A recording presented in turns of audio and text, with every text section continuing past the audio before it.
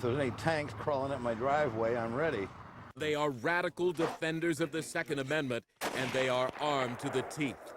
You've always had a God-given right to keep and bear arms. It means a tank. It means a cannon. If you don't have a gun to defend your family, I guess your family's just not worth defending. We're going to take you inside some of this country's most well-armed militias who have a powerful new addition to their arsenal. If you can picture 75 football fields laid end to end, that's how far the bullet will travel. You pick a rock the size of a Volkswagen, you can split it. You know? How real is their threat? This kind of weapon can blow up a limousine or a helicopter. This kind of weapon can blow up a limousine or a helicopter, can take out an armored vehicle, maybe even a mile away. It can shoot through 7 buildings. I've had fun shooting rocks at 1.25 miles away with a telescope. You pick a rock the size of a Volkswagen, you can split it.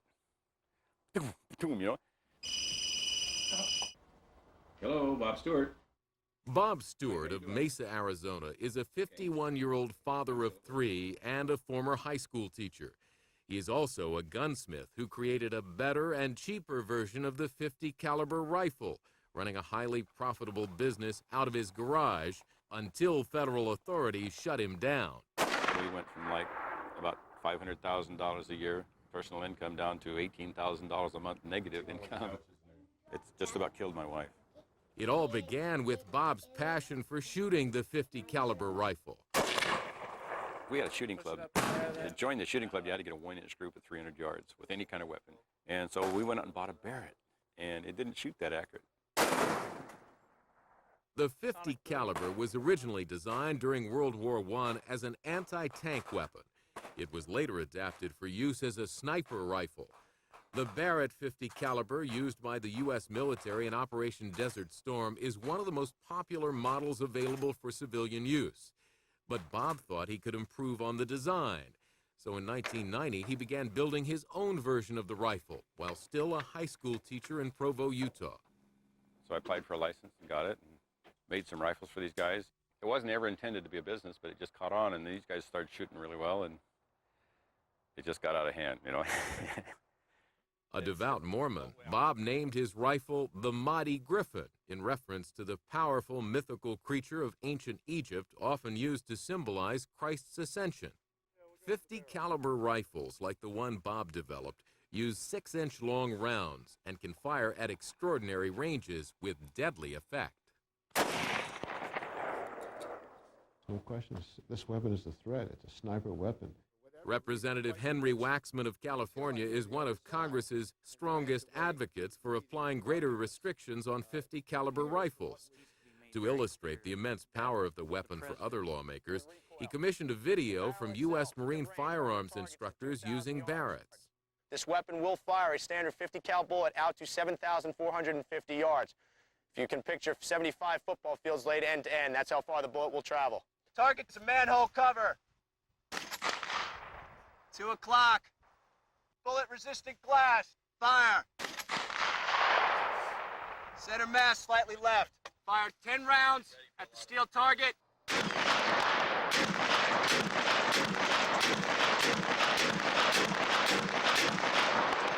It can cut through a limousine and destroy the people in it. I think we ought to have some ways to scrutinize the sale of these weapons. The first time Bob Stewart was put out of business was in 1994. He was arrested and convicted for illegally manufacturing and transferring fully automatic machine guns. Can you help Daddy? Want to help Daddy right? Yeah. It's kind of warm out here. Stewart's conviction made it illegal for him to possess any firearm, period. A law he violently opposes as being unconstitutional. I don't believe a felon anywhere can be denied the right to have firearms. I don't care if he's a mass murderer. You know, he killed 50,000 people. He still has a right to have a gun. A gun is just a tool. While Bob's beliefs echo those of the militia movement, he insists he is not a member of any militia group, but simply an individual who believes in the rights of gun ownership. Now, if I can kill you with this, if I can take that wire and spread it out, thin it out, stick it in your rib cage and stick it into your heart and make it fibrillate, I can kill you with a piece of wire. You see what I'm saying? After serving 18 months in a federal prison, Bob returned to his .50 caliber rifle business, this time with a twist. To circumvent the law forbidding convicted felons to own or sell guns, he created a do-it-yourself mail-order kit, arguing that the kit in itself was not a gun. The Monty Griffin kit has become very popular among gun owners for its discount price, under $1,600 compared to the $8,000 Barrett. The assembled guns also have no serial numbers, and buyers do not have to register the kits with the Bureau of Alcohol, Tobacco, and Firearms. I talked to the VHF about that as far as registration. They said as long as it's for your own personal use, you do not have to serial number it, you don't have to register it. And we put those instructions right in the book. Killed the barrel. But the ATF later determined that Bob's kit was in fact readily assembled into a fully functioning firearm, and therefore illegal for him to own. In the dawn hours of June 16, 2010, fully armed ATF agents joined local police in raiding the garage from which Bob ran his business. My little boy hates cops now because when they came in there and put a gun to him and says, "Come out with your hands," he peed his pants. He was so scared. Have I committed one crime with a firearm? Have I killed anybody? Have I robbed anybody? It'd be a different story. According to Bob, the ATF confiscated over 200 kits worth $420,000, as well as his computer records and customer lists. They compromised these credit card numbers, dates, signatures, credit card billing addresses. There's private information on about 6,000 people. They're just trying to find as much information as they can. And this is against the Fourth Amendment. Today, there are more than 5,000 military-grade .50 caliber weapons in the hands of legal gun owners in the U.S., and it's estimated that there are more than 500 Monty Griffin kits unlicensed and impossible to track in circulation. ATL, police, anybody inside? Another gun dealer from Mesa, Jerry Michael, lost his business to an ATF raid just 2 months after the raid on Bob. Today, he's come to the desert to test out his latest acquisition, a .50 caliber Barrett. This will be the first time that I have ever fired this gun.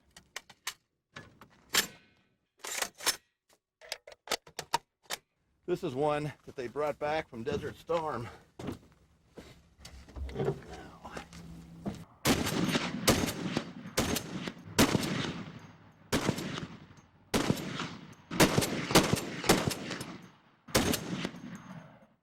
That was fun, man. So if there's any tanks crawling up my driveway, I'm ready. Jerry's small gun shop, which also served as his home, was raided over a violation of a city ordinance, failure to procure a pawn license. It has left him bitter and angry at law enforcement agents. I had the best alarm system. I had bars. I had all kinds of trick setups in there. I also slept in there with a machine gun hanging on the wall, because I knew at some time or another somebody was going to try to come in there and steal my guns. I just didn't figure it was going to be the police, and that's what they done. They came in and they stole my guns. This activity has to stop because it's going to lead to slavery. This evening, Jerry has been invited to a gathering of gun owners over at Bob's home, and Jerry has a surprise for them. Unbeknownst to the ATF, Jerry had salvaged the surveillance video showing the raid on his shop, broadcast here for the first time. And you'll see the whole thing they used to get me outside. Okay. Let's see if this guy's a good actor. Okay. Yeah, he's a good actor, okay. Some cops just hit a freaking gray Mustang out in front. A cop did a Mustang? Yeah. I had seen this guy in my shop before. I was talking to Don here on the phone. He was on the phone with me when this happened. Now watch coming behind me. You'll see all kinds of... See him? Police, ATL, police, anybody inside? Police, anyone inside? Search warrant, come on out. Want to secure the video? Yeah. Nobody knows you've got that tape. No. Well, I have 10 friends that have copies of this tape. Well, how'd you get the tape? Beautiful. I just told you. They broke They- my they broke- VCR. But the BTF didn't take the tape? They ATF tried. left the tape in They a left broken the tape in a VCR. broken VCR because they couldn't take Oh, the they VCR. didn't have time to disassemble it themselves. They Exactly. bug out. Exactly. In fact, the Arizona ATF raids on both Bob and Jerry are part of a larger agenda, Operation Dutch Boy. This effort to root out illegal guns has resulted in over 20 raids in the greater Phoenix area since the summer of 2000. ATF officials refused to comment to MSNBC on the details of the crackdown, but it appears to be having an unintended consequence, galvanizing groups of gun owners who believe they and their homes are in the crosshairs of federal agencies. This is not supposed to be happening, guys. This ain't supposed to be happening. Congress has no authority off this piece of grass, this little patch of grass right here. They have zero authority. I didn't give any. The group's defiance of federal authority in the name of the Second Amendment echoes the beliefs of the militia movement. Bob has become a poster boy for the militias who champion his cause as well as his gun. But Bob disavows any dealings or sympathies with the militias. There's no need for a militia movement. We're not patriots or militia or anything like that. We're just people. I don't really know a lot about what's going on. They say they can do stuff. But clearly, Bob knows more than he's telling. A few weeks later, he appears on a radio show hosted by former Green Beret and militia leader Bo Gright. All right now we've come together with Robert Stewart out there. Go ahead with Robert. Oh, we have got to arm this country, and I don't mean this isn't for duck shooting and it isn't for target shooting. You know exactly what I mean. The country needs to be armed. It will be, and we have made arrangements for those people to take over. We can win. We are the reserves. And on June 16th, the very day he was raided, Bob was actually expecting a very different guest. Ron Gaydosh, the state commander of the Michigan Militia, a paramilitary group that greatly concerned authorities after they learned Timothy McVeigh had attended their meetings. Ron came down here. We were trying to sell firearms. When we return, we follow the trail of the 50 caliber sniper rifle to a meeting of the extremist Michigan Militia Wolverines. As far as I'm concerned, the 50 calibers are our liberty teeth. They're in our hands. We have them in our hands.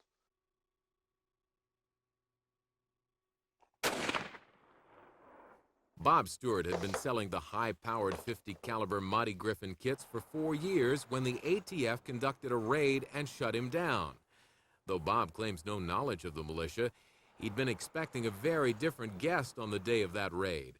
Ron Gaydosh, the state commander of the Michigan Militia Wolverines. We were supposed to meet Bob earlier. He didn't show up, and we got worried and went over there, and the ATF was crawling all over the place. Ron came down here. We were trying to sell firearms. We just wanted to expand business. I think probably if they would have knew who I was by face, they probably would have grabbed me right there. Ron Gaydosh heads up the Wolverines from his home in Adrian, a small town of less than 5,000 in rural southeast Michigan. He works as a maintenance man for a nearby apartment complex, but he spends much of his time at the meeting house out back, coordinating the Wolverines' meetings, training sessions, and other activities statewide. Watch this ice now, I'm telling you, it's bad. Tonight, a chapter of the Wolverines meets here behind Ron Gaydosh's house. The centerpiece of the meeting is one of Bob Stewart's Monty Griffin 50 caliber rifles. Well, you used to be able to get them from a guy out in Arizona called Bob Stewart, but they put him out of business. We couldn't afford to buy a Barrett where we could buy 3 Monty Griffins for 1 Barrett. Several militia members own Monty Griffin 50 calibers, rifles that can pierce armor or bullet-resistant glass from up to a mile away. As far as I'm concerned, the 50 calibers are our liberty teeth. They're in our hands. We have them in our hands. Bob Stewart says he sold over 500 kits nationwide, but Ron won't admit to how many made their way to Michigan. He and the others are convinced that federal agents will track the weapons down from Bob's customer lists and crash through their doors. I can't talk numbers with you or anything, but I can tell you, we do have these up here. It's just we know that the kits that we got, they have no way of locating them. And they better hope they don't find any. They're liable to get them in little pieces. For federal law enforcement, the challenge is how to separate lawful owners of the Monty Griffin, even those who espouse anti-government rhetoric, from the next Timothy McVeigh. God, if you put your left hand on the Word of God and raise your right hand, I ain't got my glasses on, but it's just a swear-in oath. Tonight's meeting features the swearing in of a new member for the Wolverines. Welcome, brother. You just joined a family. Thanks, sir. It's more than a membership, and you're a new member of the family. The Michigan Militia leapt into America's awareness after being connected with the bombing at Oklahoma City. Timothy McVeigh had attended some of their open meetings. The group believes the bombing was actually set up by the government in order to build popular support for the Anti-Terrorism Act, legislation proposed by President Clinton 2 months before the tragedy. They consider the legislation to be part of a larger conspiracy to disarm the population, a common topic at their get-togethers. The Oklahoma City bombing, Randy Weaver out there at Ruby Creek, you know, they all tie together. If you chase them down far enough, they'll all tie right together. And Waco, of course, them's the big ones, but they do small things like the Bob Stewart thing. When the government fears its people, you have freedom. And when people fear its government, you have tyranny. That's exactly what we have today, is tyranny. Organizations that track extremist groups say that militia membership has declined in the years since the bombing in Oklahoma City. But they caution that lone wolves like Timothy McVeigh don't necessarily join groups and are impossible to count. They say that McVeigh was part of the militia up here. Well, he wasn't. We have open meetings just like Alcoholics Anonymous. McVeigh went into one of them meetings, and that's how they tied him in. You know, it happens in any group. You get guys that are loose cannons. I kind of hate to use that word, but some of them will get in, and we'll find out about it later, how they really do feel and what their beliefs are. If they're out of line with what we go by, we get rid of them. We don't fool around with people like that. Coming up next, the potential threat of the .50 caliber puts Washington, D.C. on alert. The Secret Service has to go about their business as though there is someone out there with a .50 caliber weapon that you don't want to have a .50 caliber weapon. The greatest opposition to civilian ownership of the .50 caliber sniper rifle lies here in the heart of the federal government, Washington, D.C. Foreign dignitaries and high-profile politicians ride in armored limousines and helicopters, not suspecting that neither would be safe from a .50 caliber sniper. The more destructive the weapon, the more seductive it is to people that have that particular interest. L.J. Bowron has made a career out of protecting others. He is currently vice president at Vance International, an elite executive security agency. His particular expertise is quite valuable in helping the company to train their security agents. L.J. Bowron was the director of the U.S. Secret Service under several presidents. The Secret Service has to prepare for the worst and hope for the best. All right, so they go about their business as though there is someone out there with a .50 caliber weapon that you don't want to have a .50 caliber weapon. This particular weapon, the .50 caliber, presents some very unique challenges in that regard. Fire! You could do a lot of damage by accident, just pointing it in the right direction, and that may be good enough for some people. The range and power of the .50 caliber greatly escalates the potential threat in LJ's worst-case scenario. A rogue operator like Timothy McVeigh committing what he calls a leaderless act of terrorism. It's a term that is used to describe people that subscribe to the rhetoric of an organization and take it upon themselves to act on that rhetoric because they don't believe that the group is acting rapidly enough. The actions of Mr. McVeigh, in conjunction with Oklahoma City to a large extent, express his endorsement of rhetoric and taking action that wasn't being taken by large groups, and that he and maybe a small one or two other people undertook on their own. LJ is not as concerned by the militias as he is by potential leaderless acts of terrorism, given the militia's loose organization of disaffected gun owners. They talk about the government doing this and doing that, and sometimes that results in those people going out to undertake some action that the group probably wouldn't agree with. When you see this rhetoric and then you realize that these tools are becoming increasingly and easily available, that gives us pause. Tom Diaz is the author of One Shot, One Kill, a report issued by the Violence Policy Center that specifically focuses on the sniper culture's latest darling, the .50 caliber. To Tom's thinking, the long, straight streets of Washington are the perfect stalking ground for a determined terrorist. and he uses detailed maps to illustrate his point. I made these little circles which will demonstrate just exactly what does that mean in a city like Washington. The smallest circle represents a 1,000-yard range, over a half-mile, which is what the NRA magazine American Rifleman calls a doable shot by a moderately trained marksman using a .50 caliber. I'll put it right in the center of the Capitol because now we're talking not just about the West Front, but we're talking about all of this area here, and there are some really straight lines. There are all sorts of places if you wanted to just let your imagination run wild. The larger circle is nearly a mile in radius. It represents what Tom calls Gulf War range, 1,750 yards, the range at which trained Marine snipers and special forces engaged the enemy in Iraq. And if you put this Gulf range there, you're looking up a lot of major avenues. As part of his report, Tom has spent a lot of time thinking like a sniper, and his awareness of the city has changed.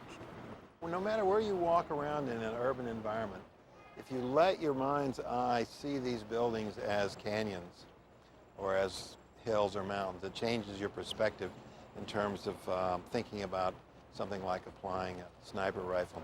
This is the location where the assassination attempt was made on President Reagan.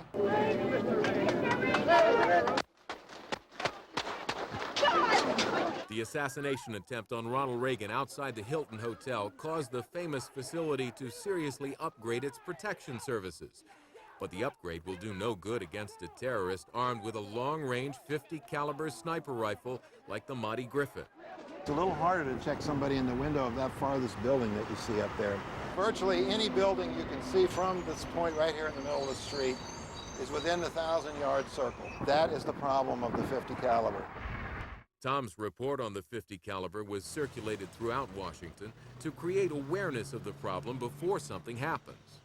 Nobody thought they were going to blow up the coal. Nobody thought they were going to blow up Oklahoma City. We say they should be registered. We should know who's got these guns. Perhaps such restrictions could have prevented another militia in Battle Creek, Michigan from getting their hands on the .50 caliber. Everybody needs to shoot some of these son of a bitches, and maybe they'll get the message. Coming up next, an extremist militia who, like McVeigh, plan to take the offensive in their battle against the federal government. We were shocked at just what we found in that compound. This is a .50 caliber cannon, just a horrendous weapon of destruction.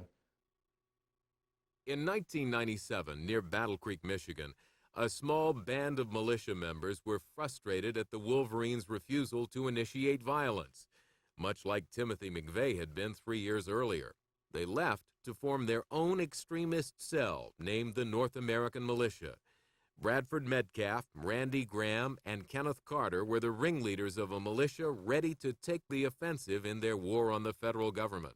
Their motive was they hated the legally constituted government of the United States of America, and they were going to declare war sometime in the summer of 1997, and in so doing hoped to spark a general uprising.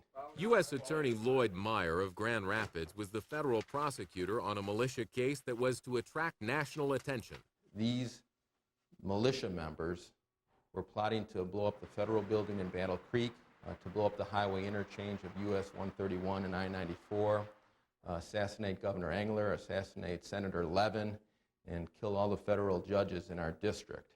The group conducted training here on the 40-acre property of Bradford Metcalf. We were shocked at just what we found in that compound. We knew that they had guns, but we did not know the extent of the type of ammunition they had. This is over 70, 80 pounds, a .50 caliber machine gun designed basically to take out personnel carriers, shoot helicopters, aircraft out of the sky. Just a horrendous weapon of destruction. Just the rounds, belted .50 caliber ammunition for the .50 caliber machine gun, boxes and boxes. This is a .50 caliber sniper rifle. This is a .50 caliber cannon. Everything on this table, everything is designed to kill human beings quickly and efficiently. Photos taken inside the compound show a man expecting a violent standoff. By every window, a gun. By every door, semi-automatic assault weapon loaded with a magazine, bandoliers of ammunition. He could not walk 10 feet in that house without having a weapon ready to shoot. The militia held their meeting here at Speed's Coffee Shop.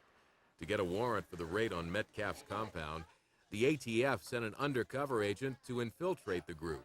Based on the work of the undercover ATF agent, the FBI was brought in the case as part of a domestic terrorism investigation, and we were able to go up on a wiretap on Ken Carter's telephone. The wiretaps proved to be the deciding factor in obtaining a warrant to raid the compound. Putting everybody on alert. We ain't taking no chances.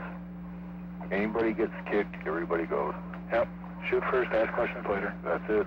If anyone gets kicked, we're going, which means if federal agents come in to execute any court-ordered search warrants, shoot first, ask questions later.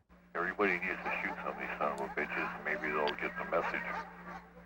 Yeah, man, we just have to pick a day and have a turkey shoot. Maybe they should find a couple of judges hanging around town. I know some addresses. There's some good stuff on here. Yeah. I guess I shouldn't say that on camera, huh? There's terrible stuff on here. You get anything going on out there, give me a call. Well, cool, man. Maybe if they come in here and I can go out and greet them. Yeah. Go out and greet him. That's with his 50 caliber machine gun he's talking about. If they're trying to provoke a civil war, it sounds like that's what they're going to get. I'm telling you, do what you think's right, but everybody else is ready. The North American militia's fear of federal agents and the sheer violence of their intentions surprised everyone involved with the investigation. When you listen to them talk or their conversations, it was a constant state of paranoia. Including Mark Haiti, head of ATF for Western Michigan. The government was going to come and get them and take over, take away all their, not only their weapons, but their property. Government was watching and listening to them 24 hours a day. They were always thinking their telephone was tapped. Well, for at least 60 days it was tapped. Phone's acting funny. Yeah, this been doing that since yesterday. It's been pretty bad. Yeah. They're probably listening. Oh, I'm sure of it. You pigs. The raid on Metcalf's property was exactly the kind of operation that militia leaders like Ron Gaydosh of the Michigan Militia Wolverines are expecting from the ATF. There are times you have extenuating circumstances, you may have to force a door down, do a dynamic entry as we call it. But if it can be avoided, at all costs we avoid it. That's pretty stupid on their part, because I can tell you they don't want to set us off. They don't want to start this because they don't want to start something they can't finish. They might be able to finish it, but it'll take a while. You can't call it M80, you got to call it a pest device here in Michigan, or it's illegal. But this is about like a 3/4 stick of dynamite. As long as they are not, violating the laws, we enforce the laws that Congress passes, then you'll never see us. We will not be at your door. We would have no reason to come talk to you.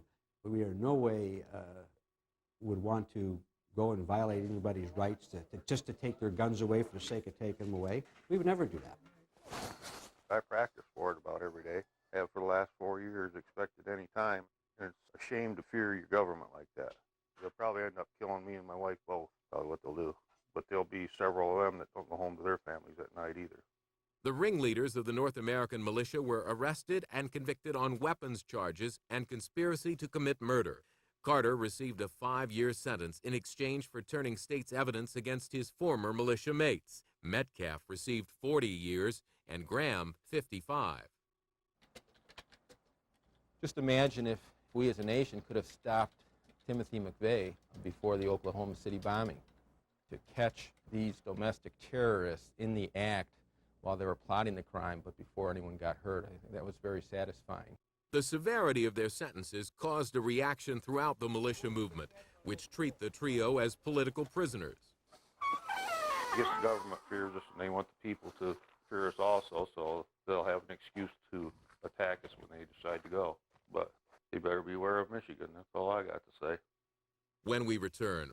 People would say that we're dangerous because we're breeding a whole new generation of hardcore gun-handling kids. If you don't have a gun to defend your family, I guess your family's just not worth defending.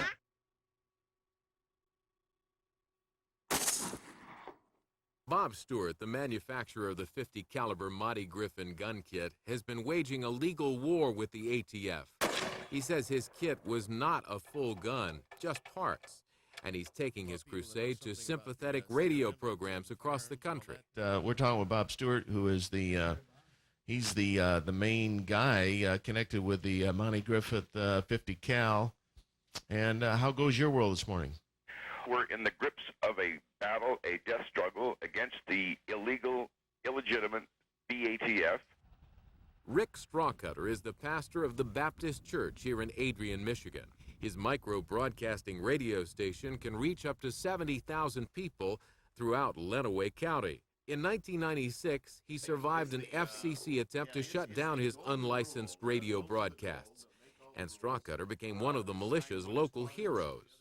Now, in your local bailiwick there, has anybody in media fairly reported your situation? They have not. As a matter of fact, we avoid the local media because of that very reason.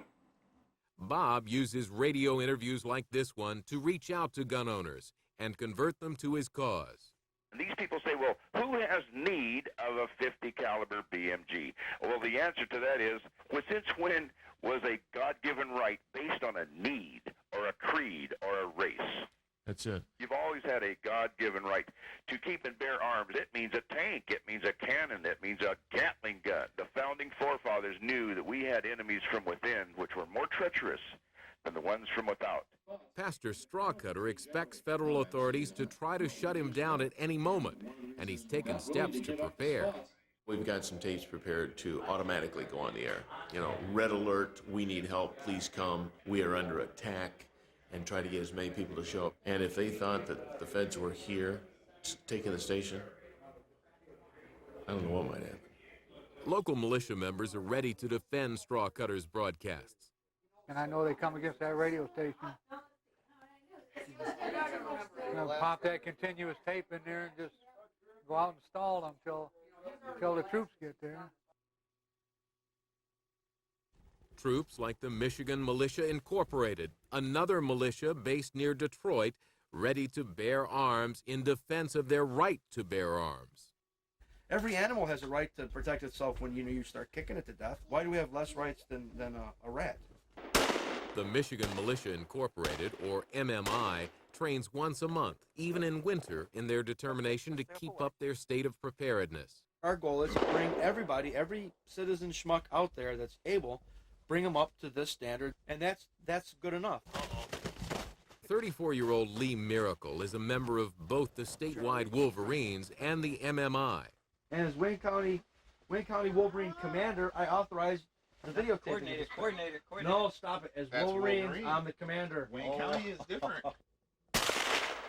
The two militias are distinct in their structure, but they agree on the main issue. Citizens should be arming and training themselves in the event of a national emergency they see as inevitable. Copy, over. We all agree that we need to train. We need to pay strict attention to the Constitution and know where it's violated. We need to educate people. We all agree on these. Well, it's such a no-brainer. Our society is a bunch of unarmed sheep. You know? Like the Wolverines, this group anticipates defending themselves against an armed force, whether foreign or federal. 34-year-old militia leader Nick Stoner is actually a postal worker in Detroit. He and his wife believe that without weapons, they won't be able to fulfill their parental duties. Oh, it's right on. The one up there, I was shooting off just about an inch off to the left. The brass tacks of it is right there. That's my daughter. Huh? I want the best means available to protect her. To do otherwise is simply neglecting my duties as a parent. And anybody that would desire to take that best means available, which is a firearm, to protect her, is wrong. Period. If you don't have a gun to defend your family, I guess your family's just not worth defending. It's just not important enough. And Lee believes Americans who don't expose their children to guns are irresponsible parents. Their kids and my oldest, they've all shot real guns. My kid was 3. Dennis was teaching them with a bolt-action .22. People would say that we're dangerous because we're breeding a whole new generation of hardcore gun-handling kids. Well, if that's how you want to raise your kid, to be a sniveling, irresponsible coward, that's your business. That just means that our kids are going to rise to the top. That's all. You know, get dressed, go outside. Turn on those before. The MMI, like most militias, sees the current controversy over the 50 caliber as a dangerous precedent. If they can get the 50 cal, you have to say, why would they attack this? Because they're scared, or because they would like to establish a precedent to attack the next caliber. I mean, they've got all these bizarre laws that they can't even explain them all. Dave, how you doing, bud? Good seeing you. No one knows exactly how many militia members there are in Michigan, but a recent FBI report pegged the number at around 3,000. Ron himself will not say. There's a lot of us up here, a lot of us. But these gun owners who believe the government is out to get their 50 calibers have pledged their support to the man at ground zero of that battle, Bob Stewart. Oh, I just hope he straightens them out. If he straightens them out, that's a victory for us. If he don't, well, I guess we'll just have to do it the hard way. When we return, Bob has his day in federal court. I can't leave the country. I can't lay low. I mean, these are my family. If they send me to jail, I'll go to jail. If they win this case, it should be the start of the Second Revolutionary War. 50 caliber rifle owners across the country, even those not actively involved with the militias, see the government's attempt to shut down Bob Stewart's rifle kit business as a rallying cry. There were two militia groups that were ready, if they had tried to incarcerate Bob, that they were ready to take actions into their own hands. Second Amendment web activist Angel Shemaiah makes his living as the founder and director of keepandbeararms.com, one of the premier websites for the pro-gun movement, featuring up-to-date information and resources for gun owners. He runs the site from this secure apartment complex. We have a lot of people who love to shoot. Our goal is to take shooters and hunters and turn them into activists and patriots. Angel carries a gun everywhere he goes, even in his home. I know a guy who was attacked in his home while he was in the bathroom. Always be able to reach your gun. Because of his frequently outspoken online editorials condemning federal enforcement agencies, Angel lives in constant fear of being raided. I'm a high-profile person because of the work that I do with keepandbeararms.com, and potentially a target if they want to make an example of me, as they've done with so many others. Take care, man. Angel thinks Bob Stewart's case is proof that the government is out to get anyone who owns a 50 caliber. They wanted to get his list of customers, people who had purchased the kits that they could convert into a 50 caliber gun. Because there were no serial numbers on these kits, the ATF was going to have no way to know who has those guns. Congressman Waxman of California has proposed new federal legislation that would severely restrict private ownership of the 50. The legislation we're trying to get through would upgrade the classification of the 50 caliber weapons to the same level as machine guns and other similar kinds of weapons. I don't think everyone has a right to a weapon that can be used to kill innocent people, maybe threaten the life of the President of the United States. The efforts of Waxman and other lawmakers have mobilized defenders of the 50 caliber rifle. I don't think any of them have ever read the Constitution, let alone the Bill of Rights. If these gun controllers are really doing what they're doing because their intention is to stop crime, why are they going after a gun that no crimes are being committed with? Well, I don't think we ought to wait till some tragedy takes place before we act in an appropriate, common-sense way. If they could do it, they'd get rid of that thing tomorrow morning, it'd be gone. But the Second Amendment is what's really sticking them. That's what stands in their way. It's giving them an awful fit. They can't do it without disarming the people.